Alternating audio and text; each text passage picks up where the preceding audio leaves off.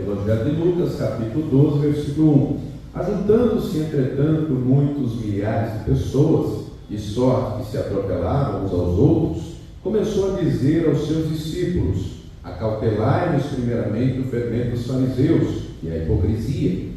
Mas nada há encoberto que não haja de ser descoberto, nem oculto que não haja de ser sabido.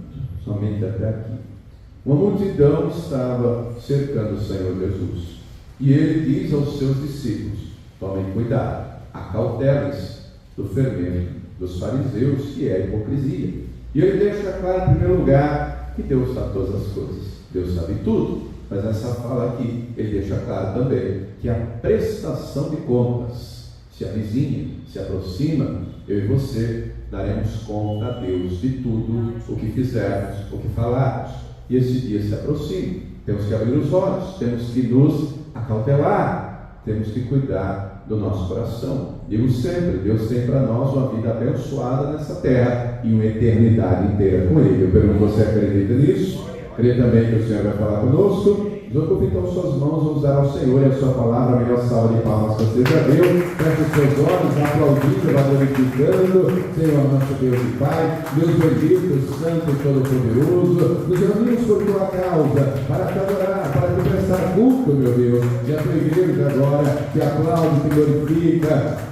Abre os céus agora, meu Deus, e receba o louvor da tua igreja, e por essa mesma abertura, vai derramando a tua graça, a tua bênção, a tua virtude e o teu poder. Ninguém veio aqui ouvir o homem falar, o homem não tem nada a dizer, todos viemos ouvir a tua voz, a tua palavra, estamos então na do pregador, a boca do mensageiro, e eu digo que o Senhor cresça, remova toda barreira, todo obstáculo, e envia a tua palavra com poder e autoridade, e que a tua palavra gravar e produza o resultado para a qual está sendo enviada, em nome do Senhor Jesus. Diga amém, Senhor.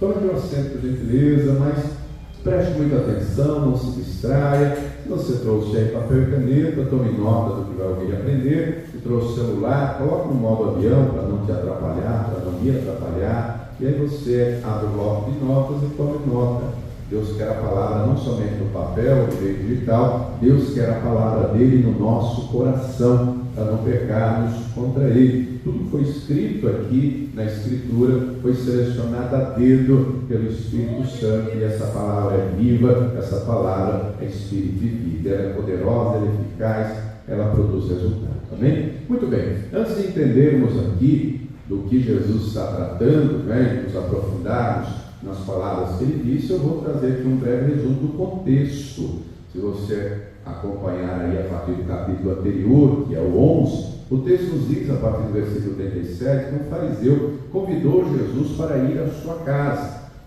fosse jantar com ele, e Jesus foi, porque ele é educado, ele vai na casa em que ele é convidado. Onde ele é convidado, ele vai independentemente de quem seja. Você bem sabe que os fariseus, no tempo de Jesus, era uma casta religiosa, um grupo muito grande, e as pessoas que faziam parte do grupo dos fariseus eram pessoas influentes, eram pessoas ricas, eram pessoas bem-sucedidas, conhecedoras da lei. Para você ter ideia, o Sinédrio, que era o órgão máximo de Israel, formado por 70 anciãos, metade era fariseu e outra metade era saduceu. Muito bem, esse fariseu então convida o Senhor Jesus e ele vai para a janta. E o texto nos diz lá que esse fariseu fica admirado, estou citando Lucas 11:38, que o Senhor Jesus entrou e não lavou as mãos antes de jantar. Você bem sabe que é higiênico se lavar as mãos, quando a pessoa vem da rua, às vezes pega uma coisa, no outro, enfim, manuseia as coisas, enfim, é higiênico lavar as mãos. Só que no contexto judaico, o negócio vai além da higiene. No contexto judaico, era uma verdadeira tradição. Era uma tradição essa que remonta a milênios e está aí até hoje. Tem judeu até hoje, não sei se você já foi em alguma sinagoga, eu já fui a convite, fui convidado e fui. Tem na entrada da sinagoga uma mesinha, fica lá uma bacia com água, e fica lá a canequinha, e a canequinha tem alça dos dois lados para você lavar as mãos. E não lava uma vez só não, 3 vezes. Joga água na direita, joga água na esquerda, você mesmo. joga água aqui, joga aqui, joga aqui, joga aqui, 3 vezes, para entrar na sinagoga, não é? Para entrar até hoje. Nos tempos de Jesus já vinha uma tradição milenar. Você pode ler isso, conferir isso, inclusive, né, no Evangelho de Marcos, capítulo de número 7, os fariseus falam no mesmo sentido. O que os discípulos estão comendo sem lavar as mãos? E se você continuar no texto, você vai perceber que lá na frente Jesus vai dizer: vocês invalidam a palavra de Deus para guardar doutrinas e tradições que são mandamentos de homens. Até hoje, na sinagoga se faz isso, não é? Só que aqui é uma casa, e eles tinham o hábito de lavar, e Jesus propositalmente, porque ele bem conhecia as tradições do seu tempo. Você sabe que Jesus começou o ministério aos 30 anos de idade, um homem, né? Ele sabe que acima do ser humano é Deus. Você bem sabe que a pessoa de Cristo reúne 100% da divindade, 100% da humanidade. Jesus era de carne e osso, igual eu e você. Ele conhece os sonhos da sua época, do seu povo, mas ele proporcionalmente ele não lava as mãos. O judeu está admirado. E aí, com essa admiração, é que Jesus pega o gancho para começar a falar. E não é de agora, se você pegar o Evangelho, você vai perceber que no Sermão do Monte, que é a pregação, o ensino mais extenso de Jesus, o capítulo 6 é praticamente inteiro, quase toda, boa parte, a maior parte, voltado para as práticas com intenções erradas que os fariseus faziam. Eles oravam, jejuavam, davam esmolas, faziam muitas coisas. Só que o problema era a motivação, era a intenção, né? Quando jejuavam, eles seguravam a cara. E aí Jesus diz: quando você jejuar, lava o rosto. Mas oravam em praça pública, em alta voz, para os homens ouvirem. Jesus diz: entra no teu quarto, fecha a tua porta.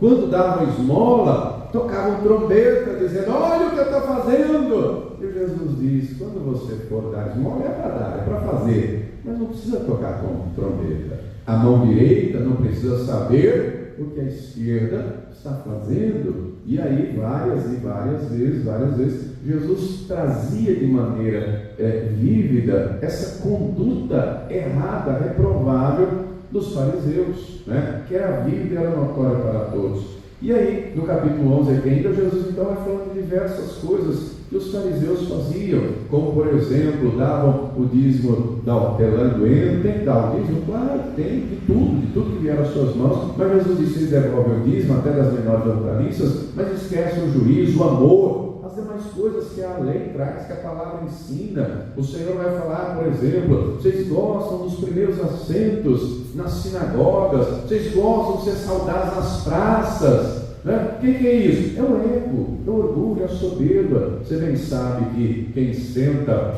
nos primeiros assentos é quem, né, é mais importante. Aqui você pode sentar na cadeira que você quiser. Você quer sentar lá na última, senta. Quer sentar aqui na primeira, senta, fica à vontade, né? Aí é para sentar. Você bem sabe que num dia, por exemplo, de reunião cheia, geralmente aos domingos a igreja lota, né? Então, se você chegar às 3, você consegue sentar na frente. Se não chegar às 6, você vai ter lugar lá atrás. E dependendo do dia, a gente coloca até cadeira extra numa sinagoga. Opa, você não senta onde você quer, não. O pessoal te leva, porque já tem algumas cadeiras marcadas. Essa cadeira é do fulano, essa cadeira é do ciclano. É desse jeito até hoje. E aí, à medida que o Senhor Jesus vai falando, havia lá entre os fariseus, haviam doutores da lei, conhecedores da Escritura, da Torá, não é? E quando Jesus está falando, um deles vai dizer: mas você está nos afrontando. O que é isso? Está falando aí dos fariseus, mas também nos afronta. Aí Jesus fala para eles também: ai de vós, doutores da lei, sobrecarregam as pessoas com um fardo pesado, mas nem com Deus vocês carregam. E aí Jesus afirma mais. Jesus vai dizer mais: vocês tomaram, roubaram, pegaram a chave da ciência, do conhecimento. O que Jesus está falando? Está escrito lá em Oséias, capítulo 4, versículo 6: o meu povo é destruído porque ele faltou conhecimento. Oséias 6, versículo 3, está escrito: conheçamos e prossigamos em conhecer a Deus, ao Senhor. Nós encontramos ao longo da Escritura, não é, que o sacerdote, o ancião, o conhecedor da palavra, ele deveria ensinar ao seu próximo, ao seu irmão, compartilhar o conhecimento que tinha. Você bem sabe que no tempo bíblico, as cópias da lei elas eram manuscritas, então não tinha a facilidade que a gente tem hoje. Né? Hoje, depois da criação da prensa móvel, há pouco mais de 500 anos, as coisas estão mais fáceis. Nós temos a Bíblia impressa, e hoje então nem se fala, nós temos em formato digital, tem no celular. Então, os doutores da lei eram aqueles que conheciam, mas ao invés de repartir o conhecimento de maneira simples e fácil, para que as pessoas entendessem, eles dificultavam o ensino. Vou dar um exemplo simples, uma analogia para ver se você compreende. Se você tiver tempo na sua casa, procure lá na sua televisão o canal aberto da TV Justiça. TV Justiça é canal aberto, tá? Dependendo da sua televisão ou da antena que você tiver, vai ser os primeiros canais, ou dependendo vai ser os últimos, mas é canal aberto, TV Justiça. Então a TV Justiça foi criada há pouco mais de 20 anos atrás e ela é exclusiva para transmitir os julgamentos do Supremo Tribunal Federal, de cortes superiores, enfim. Vou lhe dar um exemplo. Se você assistir uma sessão do Supremo Tribunal Federal, você vai ouvir eles falando em português, mas é pouco provável que você vai entender o que estão falando. Vou lhe dar um exemplo simples. Suponha que você coloque lá, hoje, amanhã, para você puder, o presidente do Supremo Tribunal Federal vai dizer, não é? Está aberta aí diz o número lá, sessão, número tal, da sessão do Supremo Tribunal Federal, estamos aqui reunidos, ilustres ministros, e temos aqui uma pauta de julgamentos. E o processo agora é o processo número tal. Eu vou dar um exemplo. Trata-se, por exemplo, de um habeas corpus. O impetrante, paciente, requer a concessão de uma medida liminar para a sua liberdade, haja vista que, em sede de primeira instância, foi enquadrado por subtrair para si ou para outra coisa alheia móvel, mediante violência ou grave ameaça, e, como resultado, acabou cometendo a morte, sendo então a conduta enquadrada como latrocínio. Em sede de primeira instância, o magistrado aplicou uma pena de 20 anos de restrição de liberdade. Em sede de recurso, o Tribunal de Segunda Instância entendeu pelo aumento da pena privativa de liberdade, aumentando, exasperando a pena para 25 anos de pena privativa de liberdade. O processo veio a transitar em julgado, entende então o paciente que é necessária a concessão da medida liminar para a sua liberdade, já vista ser réu primário e ser também trabalhador com carteira assinada. Você entendeu o que eu falei? Eu falei inglês? Eu falei grego? Mas você entendeu o que eu falei? Trocando em miúdos, sabe o que eu falei? Eles estão ali para analisar um processo e o caso é um latrocínio, roubo seguido de morte. O camarada foi roubar o outro e matou. Em primeiro grau foi condenado a 20 anos, recorreu, o tribunal aumentou a pena para 25 anos, acabou transitando em julgado, ou seja, não cabia mais recurso, e aí entrou com habeas corpus, requerendo uma liminar para ser solto, porque trabalha com carteira assinada e é réu primário. Fica mais fácil de entender assim, não fica?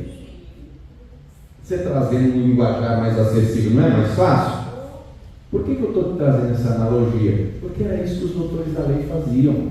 Falavam difícil, linguajar rebuscado, para quem ouvir dizer, que coisa linda, ó, falou 1 quilo, não entendi 100 gramas. Era isso que os doutores da lei faziam, dificultavam a coisa. Eu lembro como hoje, primeira aula na faculdade de Direito, entrou lá, coordenador do curso, doutor Paulo Peixoto, um baixinho desse tamanho. Dali a pouco, né, ele saudou a todos, a turma, uma sala com 150 alunos, e aí começou a dizer, eu lembro só de um pequeno trecho que ele dizia, falou ali uns 5 minutos, ele dizia, porque os senhores em breve se tornarão operadores do direito, e o operador do direito são pessoas escorreitas, de ilibada reputação, que vão manejar bem as ferramentas jurisdicionais, porque a advocacia é essencial ao Estado Democrático de Direito, não se faz justiça sem o Instituto da Advocacia Brasileira, e os senhores se tornarão em breves operadores do direito desse país. Você entendeu o que eu falei? Eu não entendi nada. Mas eu pensei, eu vou aprender.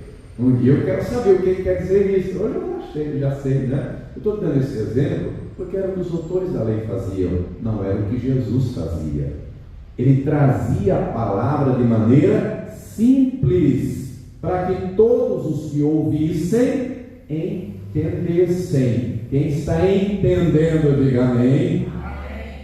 Ele ensinava, se você ler os evangelhos, você vai perceber, Jesus no templo ensinava, na sinagoga ensinava, no monte ensinava, na praia, onde ele estivesse, ele ensinava. E ensinava de maneira fácil, de maneira simples, descomplicada. Falava de acordo com o público. Se ele está falando, por exemplo, para agricultores, gente acostumada a lidar com o campo, ele vai dizer: o reino de Deus, né, é semelhante ao homem que plantou o trigo e à noite veio o inimigo e semeou o joio.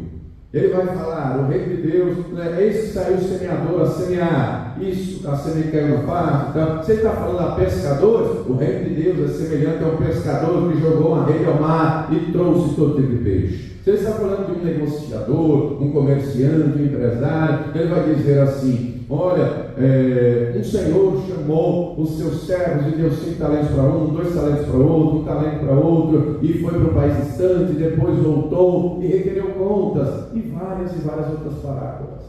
E não somente parábolas, ele ensinava de maneira fácil, simples. Aliás, está escrito que Jesus disse aos seus discípulos, Lucas 8:10, a vós vos é dado conhecer os mistérios do reino de Deus, do reino dos céus. No entanto, os fariseus, os doutores da lei, eles dificultavam a coisa. As pessoas não conseguiam compreender. E aí, se ajunta uma multidão, você está comigo aí, Lucas 12, versículo 1, se juntou uma multidão, uma multidão, e algumas traduções vai dizer que ele já tinha saído da casa, porque o texto nos diz aqui no versículo 1, muitos milhares de pessoas, e há textos do grego que falam em miríade é no mínimo 10 mil pessoas. Então, dizem alguns que ele já tinha saído ali dentro daquela casa, estava ali, no pátio, na frente, na rua, enfim, e se juntou uma multidão, muita gente. Era o que diz aí. E aí no versículo 1, Lucas 12, começando a mensagem, você já entendeu o contexto. É nesse contexto que Jesus diz aos seus discípulos, começou a dizer aos seus discípulos: acautelai-vos primeiramente do fermento dos fariseus, que é a hipocrisia. O que é acautelar-se? É tomar cuidado, estar alerta, é prestar atenção. O fermento, biblicamente, representa, simboliza pecado. Nós encontramos, por exemplo, lá no livro do Êxodo, quando Deus vai estabelecer a Páscoa, Você bem sabe que a 10ª praga que Deus enviou ao Egito foi a praga da mortandade. Vão morrer os primogênitos dos egípcios. No entanto, na casa do povo de Israel, ninguém morreu, diga comigo, porque eles tinham o sangue do Cordeiro. E o sangue do Cordeiro traz livramento e proteção. E Deus, então, ele vai mudar o calendário a partir daquele momento, porque ele vai dizer: a partir de agora, este mês será o primeiro dos meses, mês de Abib. E para nós, você tem que saber que o nosso calendário, um calendário elaborado por um Papa romano chamado Gregório, 600 anos depois de Cristo. O calendário nosso não bate com o calendário judaico, não bate. Haja vista, você sabe muito bem, já ouviu falar em ano bissexto, A cada 6 anos, fevereiro tem um dia a mais, senão a coisa não casa. O calendário bíblico é perfeito, foi estabelecido por Deus, o calendário judaico. Mas muito bem, o mês de abril se torna o primeiro dos meses. Aí Deus vai dizer: no dia 10, separa o cordeiro. No dia 14, tem que ser cordeiro de um ano. No dia 14, à tarde, vai sacrificar o cordeiro. Mas Deus vai falar mais: 7 dias vocês vão comer pães asmos, pães sem fermento.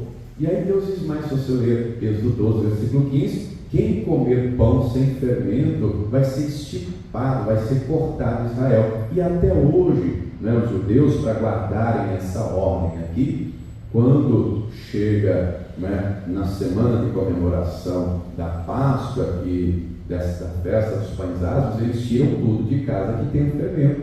Fermento é símbolo do pecado. Levítico 2, encontramos o Senhor dizendo que quando fosse levar oferta de manjares, por exemplo, pão, outra coisa, não poderia ter fermento. Encontramos já no Novo Testamento, por exemplo, Paulo dizendo, Gálatas 5, versículo 9: um pouco de fermento leveda toda a massa. Ele diz no mesmo sentido, 1 Coríntios 5, 6, um pouco de fermento, vocês não sabem que um pouco de fermento leveda toda a massa? O que é então o fermento? Representa o pecado, simboliza o pecado. Só que aqui Jesus está sendo bem específico. Qual é o fermento dos fariseus? É a hipocrisia. E do grego, a palavra hipocrisia vem da palavra hipócrites, ou hipócrita. E essa palavra é a mesma raiz, a mesma origem para a palavra ator. O ator de teatro, de peça teatral, de encenação, o ator era um hipócrita. Porque é a palavra ator em português, o grego é hipócrita. Então, o que é um ator? É alguém que encena, é alguém que faz um papel, é alguém que simula uma circunstância, algo que não é real. Você bem sabe que nos nossos dias ator é profissão, né? É profissão, carteira assinada, por sinal, se o ator for bom, paga muito bem. E hoje não temos só teatro, temos aí filmes, tem aí novelas e mais novelas, enfim, não é? Agora, é necessário compreender que a palavra deixa claro, Jesus falou, tomem cuidado com o fermento dos fariseus, que é a hipocrisia. Lá em 1 Coríntios 5, 7, o Senhor vai dizer de maneira clara, aliás, através de Paulo, alimpai-vos o fermento velho, para que sejais uma nova massa. Está escrito, 2 Coríntios 5, 17, quem está em Cristo, nova criatura é, as coisas velhas já passaram, tudo se fez novo.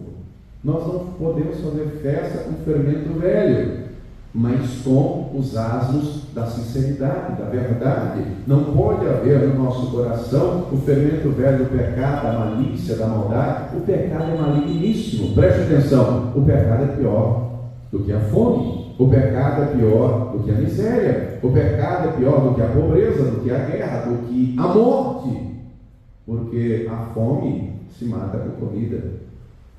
Uma pessoa pobre com dinheiro resolve o problema dela. Uma guerra se resolve com paz.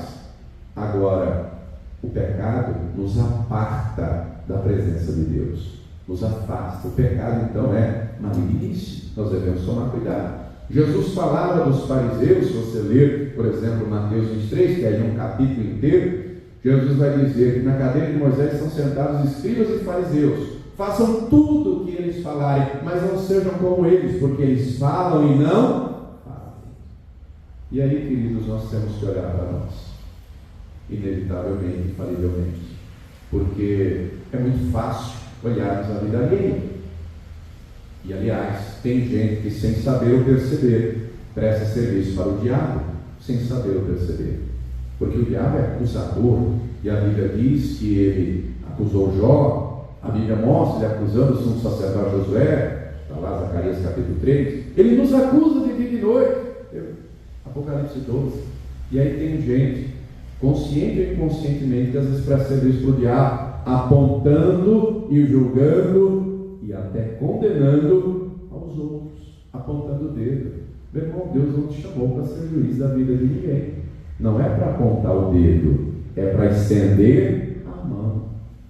Mas tem gente, infelizmente, que acusa. Irmão, já tem um diabo para acusar, não preste serviço para ele. Não seja o que condena, o que julga, porque Jesus ensinou: não julgueis e não sereis julgados. Antes de você ver o cisco no olho do outro, vê a trave no teu. A trave é a coluna que sustenta o telhado. Nós temos que olhar para a nossa vida. Quando você aponta o dedo para alguém, tem vários dedos apontados para você. Tome cuidado, isso é perigosíssimo. Está escrito, João capítulo 8, versículo 31, que Jesus disse aos judeus que criam nele, Jesus disse: se vocês permanecerem na minha palavra, verdadeiramente sereis meus discípulos, e conhecereis a verdade, e a verdade vos libertará. Nós temos que permanecer na palavra, nós temos que permanecer na verdade da Escritura, e aí nós temos que olhar para nós mesmos. O trabalho de um ator, não é? Como é que um bom ator faz o seu trabalho? Ele estuda para encenar, ele simula, ele faz expressão facial, não é? Uma pergunta bem pessoal: você já assistiu algum filme ou novela que você ficou com raiva do personagem? Esse bandido, essa isso, esse aquilo, não é? A pessoa por um minuto ela esquece que é uma ficção. É novela, é um filme, é ficar com raiva do ator, né? Pois é, significa que o tal é um bom ator, fez bem o seu papel. Aí nós temos que olhar para nós, amados. Nós temos que olhar para nós. Nós temos que olhar para o nosso coração. A palavra deixa claro que o mundo jaz no maligno. 1 de João 3, o Espírito Santo usa João para trazer ali um paralelo, uma comparação entre os filhos de Deus e os filhos do diabo.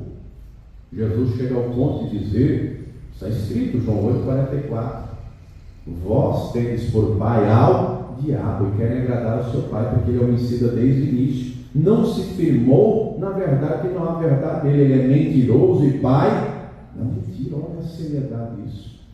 Amados, nós temos que ser imitadores de Deus. Imitadores de Deus. Olha comigo na carta aos Efésios. Encontramos aqui, e não somente aqui, Paulo vai usar a mesma expressão em outros textos, né? No sentido de que nós devemos ser imitadores de Deus nas ações, nas atitudes. Olha comigo, aos Efésios capítulo 5, eu vou ler a partir do versículo 1, acompanhe comigo o texto. Sede, pois, imitadores de Deus, como filhos amados, e andai em amor, como também Cristo vos amou, e se entregou a si mesmo por nós, em oferta e sacrifício a Deus em cheiro suave. E o texto diz mais, e eu vou ler aqui agora a partir do versículo 3, eu vou ler na Nova Almeida atualizada, que já é um português mais fácil, né? Se você ler aí, por exemplo, no versículo 4, você vai encontrar algumas palavras tais como parvoíce, chocarrice. Você sabe o que são essas palavras? Quer dizer, né? Então, é um português um pouco mais arcaico, antigo. Você bem sabe, não sei se sabe, acredito que sim, mas 90% do povo evangélico brasileiro utiliza a tradução bíblica Almeida Revista Corrigida, que é uma tradução arcaica, antiga. Hoje nós já temos, vou ler aqui na Nova Almeida Atualizada, que é uma tradução de 2017, é um português mais atual. Você tem outras traduções excelentes, como a King James, como também a NVI. Então eu vou ler agora na Nova Almeida Atualizada a partir do versículo 3. Preste atenção que eu vou ler do 3 ao 10. Preste atenção no texto. Que a imoralidade sexual e toda impureza ou avareza não sejam nem sequer mencionadas entre vocês, como convém a santos. Versículo 4. Não usem linguagem grosseira, não digam coisas tolas, nem indecentes, pois isso não convém. Pelo contrário, digam palavras de ação de graças. Fiquem sabendo disso. Nenhuma pessoa imoral, impura ou avarenta, porque a avareza é a idolatria, tem herança no reino de Cristo e de Deus. Não se deixe enganar com palavras vazias, porque a ira de Deus vem sobre os filhos da desobediência por causa dessas coisas. Portanto, não participem daquilo que eles fazem, porque no passado vocês eram trevas, mas agora são luz do Senhor. Vivam como filhos da luz, porque o fruto da luz consiste em toda bondade, justiça e verdade, tratando de descobrir o que é agradável ao Senhor. Note que a palavra é claríssima. Naquilo que, condutas que nós não devemos praticar. Aliás, essa semana, quarta-feira, preguei justamente, a mensagem foi sobre como agradar a Deus. Para agradar alguém, nós temos que conhecer esse alguém.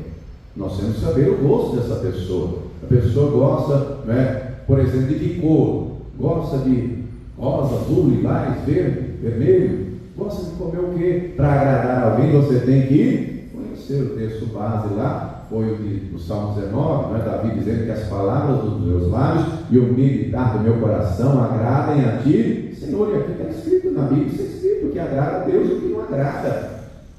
Sem fé é impossível agradar a Deus, não é necessário ter fé. A fé tem que ser viva através de ações, entre elas obediência e várias e outras coisas. Por exemplo, a santificação. Sem santificação ninguém verá a Deus, ninguém verá. A Escritura deixa claro que Deus espera que eu e você queiramos agradá-lo em tudo, em todas as coisas. Só que nós temos que querer também, com ações e com atitudes, porque senão, Tiago capítulo 1, falar comigo, eu vou ler a partir do versículo de número 21, O hipócrita, então, é aquele que só ouve, mas não pratica. Pô, mas tem tanta coisa linda, tudo é lindo e maravilhoso na Bíblia. O difícil é fazer, A teoria é linda, o difícil é a prática. Encontrou? Tiago capítulo 1, versículo 21. pelo que, rejeitando toda imundícia. E aqui ele não está falando de imundícia do corpo, né? Porque imundícia do corpo você toma um banho, dependendo da sua profissão. Por exemplo, pessoa, sei lá, um marceneiro, temos ali um marceneiro, trabalha com marmorista, perdão, marceneiro é outra coisa, né? Marmorista. Então trabalha cortando pedra com pó. Então o normal está lá, cheio de pó, não é verdade? Aí você vai lá, toma um banho, troca de roupa, resolve o problema. Às vezes a pessoa trabalha com cimento, concreto ou qualquer outra coisa. Só que aqui a imundícia nós estamos falando sujeito igual jeito. Quando você toma um banho, troca de roupa, a imundícia, a malícia aqui, é aqui dentro. É do coração que procede todo tipo de pecado. Marcos 7, versículo 21. Mas continuando aqui. Estou em Tiago 1, 21. Presta atenção. Pelo que rejeitando toda imundícia, acúmulo de malícia, recebei com mansidão a palavra em voz encharcada, a qual pode salvar a vossa alma. E sede cumpridores da palavra, e não somente ouvintes, enganando-vos com falsos discursos. Porque se alguém é ouvido da palavra e não cumpridor, é semelhante ao varão que contempla ao espelho o seu rosto natural. Note então que nós não devemos ser ouvintes, mas praticantes. Eu acredito que você sabe que um ator, antes de entrar em cena, tem lá um ambiente chamado camarim. No camarim tem espelho. E é no camarim que entra um outro profissional, que é o maquiador. O maquiador vai fazer a maquiagem para que o ator entre em cena. Querido, querida, nós temos que olhar para o nosso coração. Eu posso enganar você. Você pode enganar quem está ao seu lado, você pode enganar seu marido, sua mulher, seu patrão, seu cliente. Mas a Deus, ninguém engana. Não podemos viver com máscaras. Não podemos viver de maquiagem. Estou falando contra a maquiagem, as irmãs falam maquiagem, não é dessa maquiagem que eu estou falando, presta atenção. Estou falando da maquiagem da hipocrisia. A Escritura é clara, não devemos ser somente ouvintes, porque o ouvinte e não praticante, ele engana-se a si mesmo, ele engana a Deus. Amados, a palavra fala diversas orientações para a vida inteira, em todas as áreas da vida. Como, por exemplo, o marido tratar a esposa tratar o marido, os pais em relação aos filhos, os filhos em relação aos pais. Como tratar, por exemplo, o patrão, o cliente. Como lidar com as autoridades, os dilemas sociais. No tempo bíblico havia escravidão. Como é que o Senhor trata? Como é que Jesus tratou o povo pagar impostos para Roma? Como é que Paulo trata? Leia depois a carta a Filemão com a questão da escravidão. Leia, a Bíblia trata tudo isso, minha gente. E a Bíblia trata de coisas que são fundamentais a todos nós, coisas básicas, como por exemplo, a vida de oração. A vida de oração é básica. A oração já é o verdadeiro campo de batalha. Você já reparou?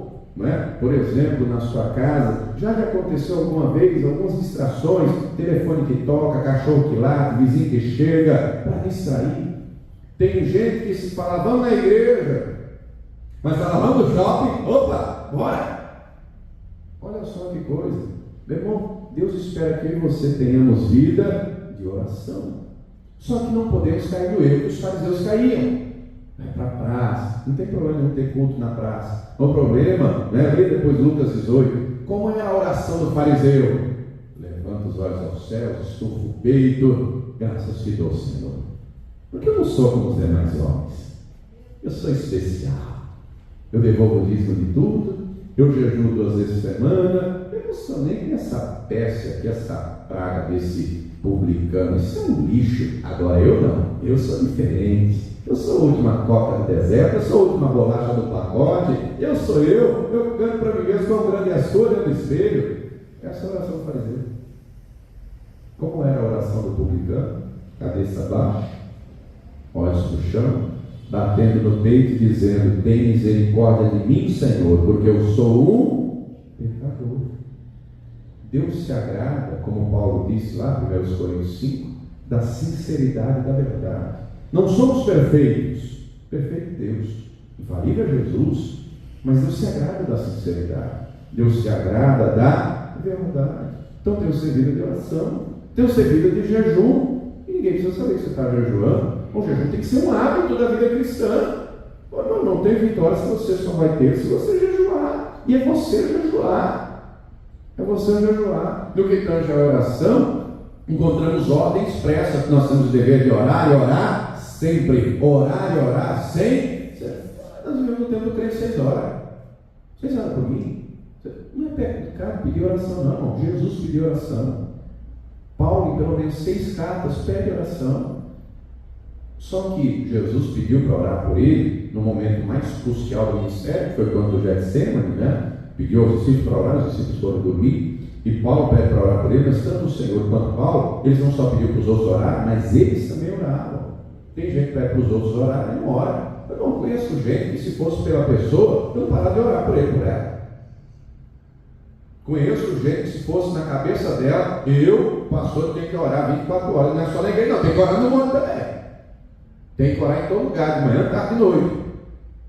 Já fui fazer visita em casa de gente, se você quiser, eu vou na sua casa também, orar, vamos lá, é uma bênção. Gosto muito de fazer visita, orar, aconselhar, né? Mas um monte de gente que a vida vai de mal a pior e não consegue entender, precisa mudar a conduta, precisa mudar as ações.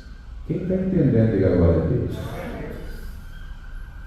Encontramos então ordem para orar. Pastor, a respeito do jejum tem ordem? Não tem ordem. Jesus espera que oremos, que jejuemos, aliás. Quando jejuarmos, nós vemos um monte de gente na Bíblia jejuando. Deus espera que jejuemos. Agora não adianta só saber e não fazer. Além de orar e jejuar, são coisas básicas: ser dizimista, ser ofertante, se santificar, porque sem santificação ninguém verá a Deus. Aí vemos assuntos um pouco mais embaixo, mais complexos, como por exemplo, o perdão. É tão lindo falar perdão. É tão lindo falar, Jesus te perdoa, Ele perdoa todos os teus pecados, Ele lança no mar do esquecimento. Irmão, o difícil é perdoar. Falar é lindo, o difícil é praticar. O difícil é perdoar quem fez mal a você, quem te ofendeu. O difícil é como Jesus ensinou, dizendo: fale bem de quem fala mal. Isso é difícil. Eu vou falar bem dessa peça, falou mal de mim, eu quero que se dane. Tem gente que é assim. Meu irmão, teoria sem prática é hipocrisia. E naquilo que depender de nós, nós temos que nos esforçar, porque senão caímos no engano da hipocrisia e viveremos uma vida cristã com máscaras, com fachada, esquentando o banco na igreja, estando dentro da igreja e Jesus do lado de fora. Corremos o risco de nos tornarmos uma igreja de Laodiceia. Isso é perigosíssimo, isso é seríssimo. Nós temos que olhar para o nosso coração. Na igreja de Laodiceia, Jesus está do lado de fora, não cabe mais dentro da igreja, ele está do lado de fora, e a igreja está preocupada, não é, com tanta coisa. Espiritualmente é morna, não é fria nem quente. Jesus diz: vou vomitar. Por isso que ele está à porta, eis que estou à porta e bato. Se alguém abrir e me ouvir, deixar eu entrar, eu vou entrar, você há com ele e comigo. Olha só que coisa, nós temos que tomar cuidado com isso. Vamos lá comigo em Lucas 12, onde começamos a mensagem. O Senhor então deixa claro: acautelai-vos primeiramente, Lucas 12, versículo 1, acautelai-vos primeiramente do fermento dos fariseus, que é hipocrisia. Nós temos que olhar para a nossa vida. Temos vivido uma vida de verdade? Será que Deus pode dar testemunho de nós, de mim, de você? Você parou para pensar já o que Deus pensa a teu respeito? A respeito de Jó, Deus disse: é reto, é sincero, é temente, se desvia do mal. Deus deu testemunho dele. Não foi a mulher batendo palma para o marido, não foram os filhos batendo palma para o pai, não foram os empregados querendo puxar saco do patrão. Foi Deus, foi Deus. Mas entra na sua cabeça lá pelas tantas, aí você pode conferir no capítulo 41 de Jó, e você sabe muito bem que o que Jó enfrentou não é todo mundo que aguenta, né? Depois do Senhor Jesus, o pior martírio, biblicamente falando, foi o de Jó. Pior aflição, sofrimento, foi algo terrível, né? No entanto, lá pelas tantas, e Jó sofreu muito, é fato, né? Lá pelas tantas, Jó começa a se justificar da sua justiça própria, da sua retidão. Lá pelas tantas, do capítulo 41, Deus vai falar com Jó a respeito do Leviatã. Já havia falado de outros assuntos, como dentre eles, aberto o entendimento do Jó para dizer: quando eu estabeleci o firmamento, onde é que você estava? Quando eu fiz o cosmos, os planetas, onde é que você estava? E aí Deus começa a falar com Jó do Leviatã. Opa, o que é o Leviatã? É um monstro marinho gigantesco, né? Parece aí meio que um crocodilo dragão, negócio meio, né, medonho. Mas não é isso que se limita à questão do que seja em si. Deus está tratando de orgulho. Deus está tratando de soberba. Aí nós temos que olhar para o nosso coração. Não pode ter uma gota no nosso coração. Porque nós temos professor, nós temos referência, nós temos exemplo. Jesus disse: aprendei de mim, que sou manso e humilde de coração. Nós temos que aprender. Nós temos que aprender. Jó, reconhecendo essa verdade, vai dizer: eu falei coisas que para mim eram maravilhosíssimas, grandíssimas demais para eu entender. Ele reconhece isso, sua pequenez diante da grandeza do Altíssimo. Note então que nós temos que olhar para a nossa vida. Que tipo de cristão é você? Se é que você é cristão, não é? Como Paulo vai dizer em algumas cartas, com condutas erradas, não foi assim que aprenderam a Cristo. Se é que são de Cristo, nós temos que olhar para a nossa vida. Que vida temos vivido? Que conduta temos vivido? Só está esquentando o banco na igreja? Nós temos que ver a verdade do Evangelho. Sabe por quê? Jesus diz no versículo 2, está comigo em Lucas 12, versículo 2: mas nada há encoberto que não haja de ser descoberto, nem oculto que não haja de ser sabido. Ou seja, Deus sabe tudo. Hebreus 4:13 diz: todas as coisas estão nuas e patentes diante daquele com o qual iremos tratar. Romanos 14:12 diz que cada um de nós dará conta de si mesmo a Deus. Meu irmão, preste atenção. No decorrer da história, desde a igreja romana, passando aí pelas igrejas protestantes, foi se criando uma cultura de que igreja é um lugar para frequentar. E biblicamente não é isso. A Bíblia trata, a palavra trata a igreja como família de Deus, como família. Olha só, frequentar, você frequenta um supermercado. Você vai hoje no supermercado lá, se o preço estiver bom, você compra. Se não tiver, você vai no outro, sim ou não? Você vai hoje, por exemplo, na padaria tal. Se o preço do pão estiver bom, você compra lá. Se você vai na outra padaria, é ou não é? Você vai levar o seu carro no mecânico tal. Se fizer um bom serviço, né? Se o valor ali foi justo, você leva. Se não, você procura outro mecânico, é ou não é? Meu irmão, vivemos em tempos que as pessoas estão assim em relação às igrejas. Eu gostei dessa pregação. Eu não gostei, não. Eu não volto mais aqui. Olha, eu gostei desse louvor, que bacana. Gostei desse louvor, não. Eu vou procurar outra igreja que louva melhor. Eu não gostei desse pastor, não. Outra igreja que prega melhor. E aí tem gente que vem aqui, que vai lá, que vai não sei aonde, e vive de igreja em igreja.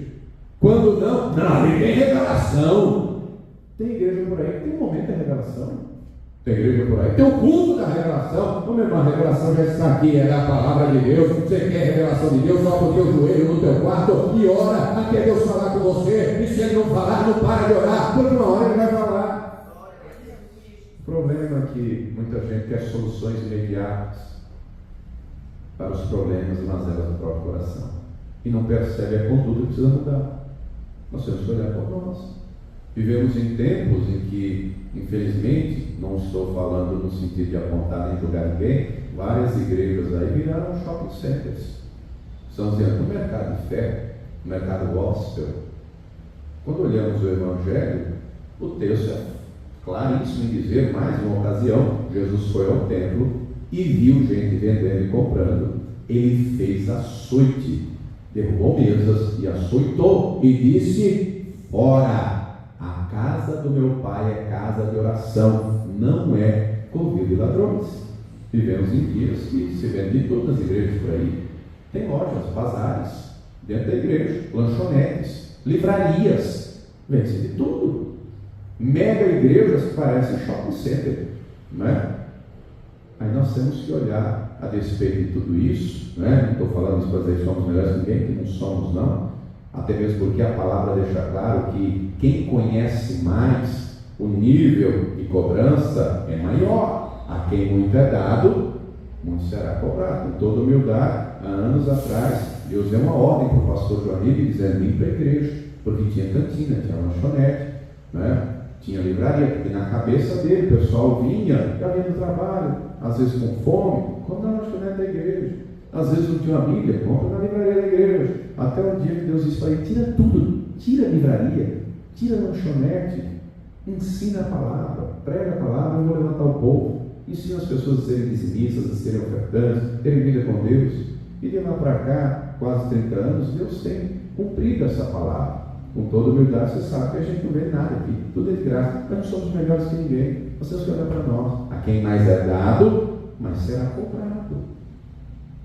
O nível de santidade não pode ser só exterior, como os fariseus, tem que ser interior também, tem que ser aqui dentro também. Lá na lei, na Torá, no Antigo Testamento, encontramos escrito, por exemplo, mandamento: não matarás. E aí tinha que ter cadáver, né? Porque se não tiver um cadáver, como é que matou? Tem que ter um cadáver. Jesus, no Sermão do Monte, vai além, trocando em miúdos: se você deseja a morte de alguém, você matou essa pessoa no seu coração. Olha a seriedade da coisa. Lá na Torá, nos mandamentos, está escrito: não adulterarás. Casamento é sagrado, é de honra, é casamento, para as validades é a nossa parte, divórcio é exceção, e aí a própria Escritura vai trazer as exceções, né? No entanto, não era para adulterar, era para honrar o matrimônio, só que lá trazia prescrição. O adúltero e a adúltera deveria ser apedrejado. Mas para isso, às vezes a pessoa vê um filme, uma novela: poxa, o pastor pegou ali no ar, saiu arrastando na rua, na cara, pega. Não era assim não. Tinha que ser levado adúltero e adúltera pelas testemunhas ao juiz, para que fossem ouvidos, né? E depois de ouvidos, ali tendo um procedimento, aí sim que era dada a sentença. A lei diz, Levítico, Deuteronômio, que tem que ser apedrejado. Tirava a pessoa da cidade, aí sim apedrejava. Tinha um processo, não era só pegar de qualquer jeito, de qualquer maneira, não. Só que no Novo Testamento Jesus vai além, dizendo: se você só olhar e desejar, você já adulterou no seu coração. Ou seja, a santidade não pode ser só exterior, ela tem que ser também interior.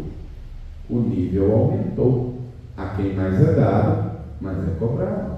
Jesus trouxe palavra rema, revelada. E você tem os seus discípulos, porque o dia da prestação de contas se aproxima. E é algo fundamental que você precisa saber: Deus não está preocupado com quantidade. Vemos isso ao longo da Escritura. No tempo de Noé, só uma família foi salva, o resto todo pereceu. No tempo de Ló, uma família foi salva, Sodoma inteira pereceu, e a mulher do Ló deveu estar salvou para trás. Saíram do Egito 600 mil homens, fora mulheres e crianças, só 2 entraram na terra prometida. Deus não está preocupado com quantidade. No Novo Testamento, vemos Jesus contando uma parábola sobre 10 virgens, 5 prudentes e 5 loucas. 5 entraram, e as outras 5 ficaram lá de fora. Curiosamente, você lembra o que as 5 imprudentes loucas foram fazer? Você lembra? Comprar azeite. Olha só, é um ditado popular brasileiro que é ruim, espero que não seja assim na sua vida. E o ditado diz que o brasileiro deixa tudo para a última hora. Salvação não dá para deixar para a última hora. Você não sabe o dia de amanhã. Então, 50% entrou e as outras ficaram lá fora. Só que o negócio vai afunilando. Como assim, pastor? Jesus conta a parábola do semeador. Ele fala de 4 terrenos, que é o coração. 4 tipos. Só um foi boa terra. Aí você já afunila de 50% para 25%. Vai afunilando o negócio. No Antigo Testamento, encontramos desde Isaías, Sofonias e vários profetas falando que ainda que Israel fosse como as estrelas do céu, como a areia do mar, somente o remanescente seria salvo. Paulo fala disso na carta aos Romanos. João aborda essa questão em Apocalipse 10, Apocalipse 12, aliás: o dragão vai fazer guerra ao remanescente. O que é o remanescente? É a minoria. E há quem diga que no máximo 10%. O Senhor Jesus, para trazer isso de maneira mais simples e fácil, ele diz em Mateus 7: o caminho e a porta da perdição são largos. O caminho e a porta da salvação são, estreito. Por lógica, a maioria vai para onde? E aí nós temos que olhar para nós. O caminho é estreito. O caminho é estreito. A porta é estreita. Jesus está voltando. E ele não está preocupado com quantidade. Carapicuíba tem aí centenas e centenas de igrejas. Não adianta ter quantidade se não tiver qualidade. Temos que ter qualidade. E qualidade, compromisso com a verdade, compromisso com a palavra. Viver o que a palavra ensina. Quem está entendendo, diga glória a Deus. Porque o dia da prestação de contas está chegando. Cada um dará conta de si a Deus. Se coloque de pé, por gentileza. Não há nada oculto que não seja sabido.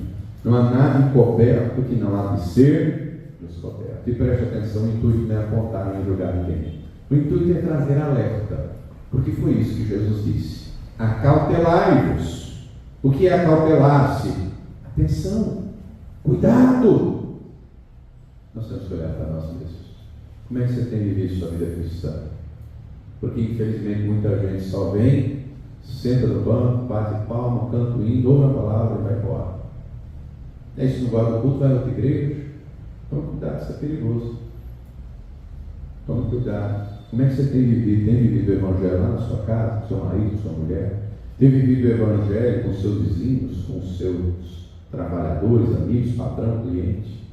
Tudo está sendo anotado, amados. A salvação é pela graça. O galardão é pelas obras. O galardão é pelas obras. E aí a Escritura deixa claro que vai ter gente que vai ser salvo, mas não vai ter galardão nenhum. Já outros que o galardão será imenso. Aí depende de você. Depende de você. Deus tem galardões, recompensas já nessa terra. E tem outras coisas que é somente lá na glória. Eu não sei quais são as lutas que você tem travado. Eu sei que naquilo que depender do Senhor, Ele vai te fortalecer, Ele vai te renovar, Ele vai te revestir, porque quem é discípulo dEle, permanece na palavra dEle. E o inimigo da nossa alma, que é o diabo não trabalha com verdade. O diabo trabalha com mentira, com engano, com disfarce. Mascara o pecado com uma coisa boa. O diabo trabalha com astúcia, ciladas, sutilezas. E a Escritura deixa claro que nós devemos ser criança na malícia, mas adulto do entendimento. Não podemos ignorar os ardis de Satanás. A palavra deixa claro que nós temos que combater o bom combate da fé até acabar a carreira. E quando Paulo diz essas palavras, e a última carta que ele escreve, a segunda carta de Timóteo, ele tem uma sentença lavrada. Ele vai ser dali alguns dias decapitado, ter a cabeça cortada. Ele combateu o bom combate. Ele acabou a carreira, ele guardou a fé. Eu não sei quais são as batalhas que você tem travado, quem sabe é você, a vida é sua. Eu dou conta da minha vida. Eu posso orar por você, eu posso interceder por você. A vida é sua. E a vida é feita de ações, decisões, escolhas, não é? Talvez, se você teve boas escolhas e decisões, semeou bem, você está colhendo bem. Talvez, se semeou mal, está colhendo mal. Mas Jesus deixa claro, tudo aquilo que você quer que os outros te façam, faça você primeiro. É necessário entendimento para compreender. A partir de agora, eu vou semear bem. O que passou, não dá para mudar. Não temos como mudar o passado. Não tem como passar borracha. Agora, o nosso presente, nós temos como melhorar. Para que amanhã seja melhor. Você bem sabe que tem 2 dias que não dá para fazer nada. Ontem, porque já foi. E o amanhã, porque o amanhã é só no campo das ideias. Porque nós vivemos o hoje, o agora. Isso está escrito. Hoje, se ouvires a voz do Espírito de Deus, não endureçais o teu coração. Não podemos endurecer o coração. Temos que estar sensíveis à voz do Espírito Santo. Porque senão, meu irmão, vai ser só mais um culto, só mais uma pregação, só mais uma oração. E aí um frequentador da igreja bateu o cartão da igreja. Tome cuidado. Eu não sei você, eu tenho temor, eu me tremo. Como Paulo diz, eu não quero pregar aos outros e eu mesmo ser reprovado. O próprio próprio Senhor Jesus advertiu, dizendo, no Sermão do Monte, Mateus 7,21, nem todo que diz Senhor, Senhor, entrará no reino de meu Pai, mas aquele que faz a vontade do meu Pai. Muitos me dirão naquele dia, Senhor, em teu nome expulsei demônios, curei enfermos, operei maravilhas. E você lembra o que ele vai dizer? Porque ele já deixou escrito de antemão para saber, para que todos saibam. Não te conheço. Acredito eu ser a frase mais dura de se ouvir. E não é por qualquer pessoa. O Senhor, o Criador, o Autor da vida. E quem ele não conhece, quem não é íntimo dele, não vai estar com ele por toda a eternidade. Vai estar apartado dele, no lago de fogo. Vivemos em tempos, não é? Eu acho que você já ouviu falar a expressão geração Nutella. Não, se pregar sobre pecado, não volta mais na igreja. Se falar de inferno, então não vai na igreja. Pois é. A palavra também diz que no final dos tempos teria muita gente dando ouvidos a espíritos enganadores e doutrinas de demônios. O mercado gosta da fé, está aí. Tem igreja para todo gosto. Tem igreja de 2 homens, tem igreja de 2 mulheres, não é? De A a Z, tem a denominação que você quiser. Pega aí, qualquer letra tem uma denominação. Essa aqui é brasileira. Mas além da denominação, nós temos que ser igreja do Deus vivo. Além da denominação, eu e você temos que ser família de Deus, porque a igreja é família do Senhor. Naquele que depender dele, ele vai te fortalecer, ele vai te revestir. Você vai combater o bom combate, e com Cristo. A palavra afirma, garante, nós temos que crer, somos mais do que vencedores. Agora temos que fazer a nossa parte. Não podemos usar máscara. Não podemos viver em hipocrisia. Desejar uma vida de verdade e sinceridade. Eu pergunto, você quer o Espírito Santo fortalecendo, te renovando, te revestindo? Sai para o seu lugar, eu todos aqui à frente, vamos orar juntos. Vamos orar, sai para o seu lugar e vem. O intuito não é apontar nem acusar ninguém, é trazer um alerta. Porque Jesus alertou aos seus discípulos. Temos que olhar para nós mesmos. A Escritura não diz que nós temos que olhar a vida alheia, cuidar da vida do outro. Deus deu a vida para cada um cuidar da sua. Você é responsável pela sua vida. Agora compreenda também, porque encontramos exemplo disso na Escritura. A Escritura deixa claro que aquilo que nós fazemos pode gerar consequências também na nossa casa. Encontramos um Acã que tocou no consagrado e por conta da ação dele, ele e a família dele pereceu. Mas encontramos um carcereiro lá em Filipos que viu aquilo que Deus fez naquele presídio e disse, senhores, o que eu tenho a fazer para me salvar? E Paulo diz, crê em tu e será salvo tu e a tua casa. Ele estava lá no presídio. O que o carcereiro fez? Se eu crer vai ser salvo eu e a minha casa? Eu creio, então vamos fazer o seguinte, vamos para a minha casa. E ele levou o Paulo e o Silas para a casa dele. E o Paulo e o Silas começaram a pregar a palavra, e o carcereiro e a família do carcereiro creram, e naquela mesma madrugada já foram batizados. Que coisa tremenda. Aquilo que você faz pode gerar reflexo não só na sua vida, mas também na sua família. Olha a seriedade da coisa. Acautele-se, tome cuidado, não é? Tome cuidado. Pastor, eu quero uma família abençoada. Seja você a coluna de oração da sua casa. Seja você o que se coloca na brecha. Seja você o intercessor. Não caia no erro de prestar serviço para o diabo, seu acusador. Não seja o que estende o dedo, o que aponta o dedo, seja o que estende a mão para interceder, para clamar. Seja aquele que é exemplo, não é? Não somos perfeitos, é verdade, perfeito é Jesus. Nós temos que nos esforçar, como a palavra diz, aperfeiçoar a santificação no temor do Senhor. Vamos fazer a nossa parte.